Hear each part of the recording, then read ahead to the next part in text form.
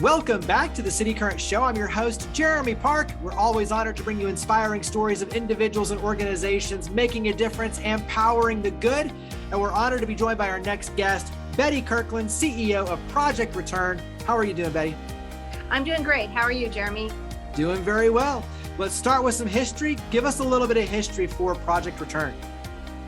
Sure. Project Return is a Tennessee nonprofit, and we were founded back in 1979 by Bill Barnes and Don Beiswinger, who are two visionaries, really, Yale-educated ministers who had been going into prison and ministering to people, but they would see time and again that people would get out and fail because they were shunned and excluded from opportunity, and really it was a recipe for going back to prison. So out of that great need and seeing that need, Bill and Don founded Project Return. We have grown over time to be a rather expansive, large organization, but still solely dedicated to the people who are coming out of prison, returning to our community, and need nothing more than the same opportunities that any of us would need, arriving new in a town with nothing. So you have an in-prison side, you have job opportunities, social enterprises, you have a lot in terms of what you do. Let's start unpacking it. Talk about working in the prisons. Let's start there.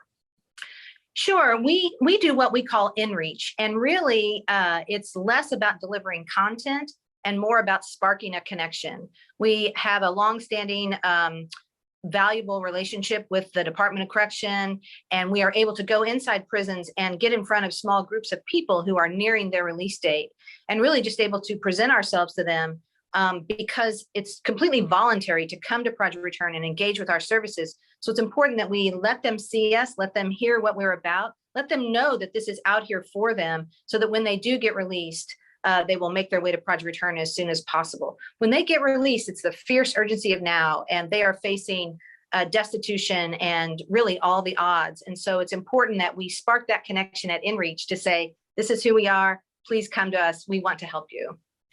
You kind of mentioned it on the front end, but when you look at someone re-entering society, it's literally everything from clothes, housing, jobs, money, driver's license. Like, it's all of these things that need to be brought to fruition rapidly so that they can kind of get back on their feet again, including bonding again with family, friends, and others. And so talk about kind of that urgency, if you will, of being able to lower those barriers to get people moving quickly back into society. Yeah, it is a harsh, harsh reality. And when someone gets released, there's, by the way, about 2,000 people getting released every day in this country from state or federal penitentiaries. So it is a high volume issue. And here in Tennessee, about 300 getting released each week. And so when a person gets put outside the gates at a state penitentiary or a federal facility, hopefully they'll get a bus ride, but they'll land at our city before dawn with the clothes they're wearing. They may have a few dollars in their pocket, but no ID, no job prospects. Sadly, too many of them don't have a place to stay or live. It is an uphill climb that many of us would not even begin to be able to do. And so, and you're right about, again, sadly, so many of them, they can't really connect with families at that time. At that time, it's not something that it's welcome. At that time also, if they have old friends, they probably shouldn't connect with them. And at the same time, they also are burdened with thousands of dollars in debt all through their criminal conviction process and incarceration. Money has been constantly added to their tab for every service. And so when they get out, they are overwhelmed with debt. So all of that is understandably overwhelming. And so we really have to chip away at that. For example, people come to us, and one of the first things we find out is if they're on prescription medication, typically they'll get out of prison with maybe 2 or 3 days worth of their medication.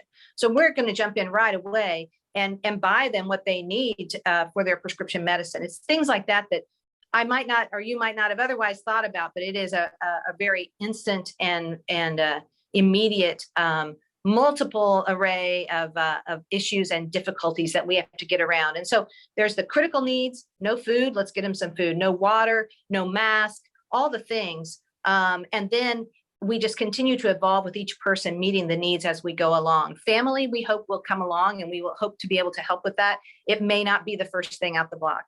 Yeah, I'm glad you paint the picture of the the medicine, because that is something that you're right, that most of us wouldn't think about ever. So carry that forward into the job skills, the job training, because that is a massively critical piece of what you do. Sure. I can tell you that about 9 or 10 years ago, I guess, we studied our own data because we wanted to understand what was happening for people when they came to Project Return in terms of our connecting them with employment. And what we found at that time, about a decade ago, was that on average, it was taking about 3 months from the first day a person came to Project Return until their first day on a job. And that 3 months is just untenable. It's basically deadly. And so at that point, we created our first social enterprise, which is a high quality staffing company.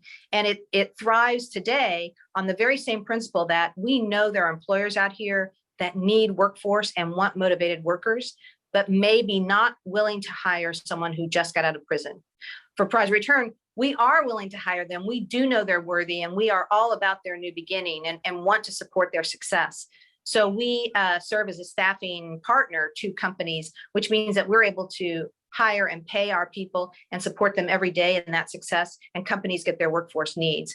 And so really that is a proven mechanism for success. I just left another webinar that's all about this new report that came out that said, what we're doing, employment creating social enterprise, is successful. We're basically the bridge between motivated workers and employers who need them. So that has been a real success. Of course, the success of that is found in the aftermath, because that individual that we hire gets the opportunity for proof of concept. And then beyond that, getting hired by an external company and going on to have a successful work life is the real success. You have other social enterprises beyond the staffing. So talk about some of the other social enterprises. Sure. Our other social enterprise that creates employment is called PROPS. It is a property services company. And so we primarily are providing janitorial services, landscaping services, and some light construction like property make ready for apartment owners. In this model, we hire people and we create small dedicated crews to do this specialized work on properties. It is a growing business. We are doing bank branch properties and large apartment complexes. And during the height of the pandemic, we created a disinfecting company and disinfected a lot of the workspaces around our city. And so that is, again, another way to really say, we know there's a market out there for this service. And so we are going to provide our people with the opportunity to get hired in that, to learn and earn on the job, to have our supportive environment. And what that means, Jeremy, is somebody's going to mess up. If I'm on the crew and I oversleep, that's an issue.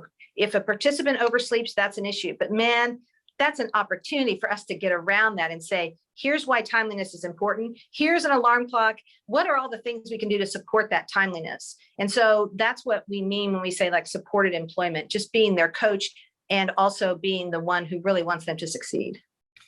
You're also providing a valuable safety net. I think the way you're doing it, you're providing the structure for your individuals. And like you said, if something happens, you can step in. On the corporate side, though, you're providing the service in a turnkey environment. But once again, you're providing a support network so that if something happens, you can say, hey, no problem, we got it. We can fix this really fast. So on their end, they come in with the peace of mind knowing that you're going to do a good job and you're going to manage it. And on the other side, the individuals know I've got a safety net. I've got some grace. I can learn my way through this while earning and then be able to transition to a full-time employment once I'm got my feet under myself and I can move forward in this trajectory. So I feel like you're creating a safe place in both environments, which is awesome.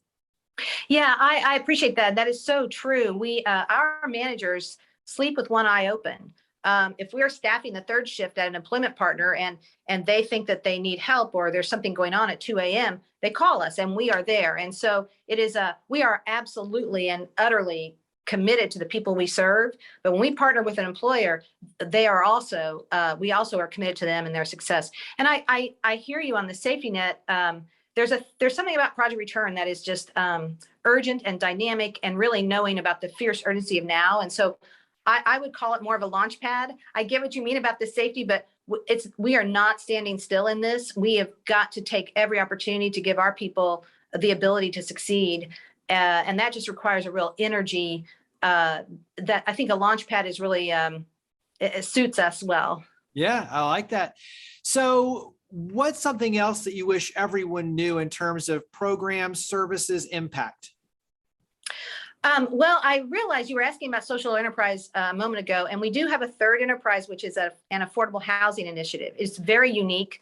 It is actually preserving affordable housing stock in our region. And so basically it is a scattered site model where we purchase and rehab modest homes on quiet residential streets and rent them to people at below market rents, but a real world lease to people who've been successful, who've come through, have started their work lives, have moved it forward, and just are still continuing to be excluded from the housing market. So that's another enterprise. I just wanted to make sure I got that mention in. I think what people, I guess, I joined Project Return over a decade ago, and they were doing a search, and I read about Project Return for the first time when I saw that search. And it is simultaneously devastating to think that people are coming out to such difficulty. So I think that at the same time, it's also such an opportunity. It's so invigorating and exciting to be a part of someone's good future. And so I think just inviting people to think about that and to think about justice and fairness, not so much in terms of the prison sentence or the punitiveness, but to think about justice and fairness as aligned with freedom and opportunity and the ability to have that very American second chance that we're all so familiar about. So I would just invite people to kind of lean into the cause and embrace it, and then think about what a positive impact we can have if we are actually providing opportunity versus excluding people from opportunity. You also are expanding. Talk about some of the expansion. Yes, I'm so glad you asked. We know this is a very replicable model. We know that what works in this area can work in just about any other urban or semi-urban area. So we have had that in our sites for a while. I've done a lot of R&D around that, and we opened up in our first geographic expansion site in Chattanooga this fall. And so we're very excited now to be in 2 Tennessee cities. At the same time, and I mean the same time, we also have found our permanent headquarters here in Nashville. We are now on Lafayette Street on the amazing and important corridor close to downtown, directly across from the Napier-Sudicum housing projects, and right at the street level so that we can be accessible to our people. It is a large lot that is full of potential, and we are so excited to be there and to really be an even more prominent part of our community. What puts a smile on your face when you look at the difference that you're able to make, and not just as an organization, but obviously with each individual and how it transforms their life and their family and really future generations beyond? When you talk about the potential, what puts a smile on your face? Yeah, that's, all of that. I think to be fair as well, there is an aspect of our job that's very business development-ness. And so like we may start talking to a large company and it may take 2 or 3 years before they get from no to yes. And that's a different kind of smile, but it is critical to our work. And we are very integral to the economy and the prosperity of the community. And so that's it's kind of a non-social servicey smile on my face. But for sure, it's the people. Our equation is really employment plus wraparound support plus relationship. And that relationship piece is what, gives me chills. And it's what has people coming back to share with us as they continue to grow and thrive. And really, it is about that individual, that person, and knowing them and knowing that they know that we love them and we know that they are doing everything they can. And you just can't beat that. So how can the community help? Well, keep their eyes on us for one. We are growing and expanding. This is expansive work. And so as we continue to grow our social enterprises and serve more people, the community can watch us grow, embrace our messages, and feel free to donate. We are at Project Return, inc.org. We take volunteers, and our volunteers love being with us. We get to do some mock interviews. That's very meaningful, I would say, for the volunteers. So either of those things would be a wonderful thing to do if you want to be involved. Well, you mentioned it, but go ahead and mention again, website. Where do we go to learn more and get involved? Great. So on social media, we are Project Return TN. So please find us on Facebook and Twitter and Insta. We are also, our website is projectreturninc.org. And yeah, and we are located on the Fayette Street in Nashville, and that's right near downtown. We are located on Lindsay Street in Chattanooga, also near downtown. And we don't require appointments for anybody. So you want to come by, come by. Well, Betty, greatly appreciate all you and your amazing team are doing. Thank you for coming on the show. Thanks for having us, Jeremy.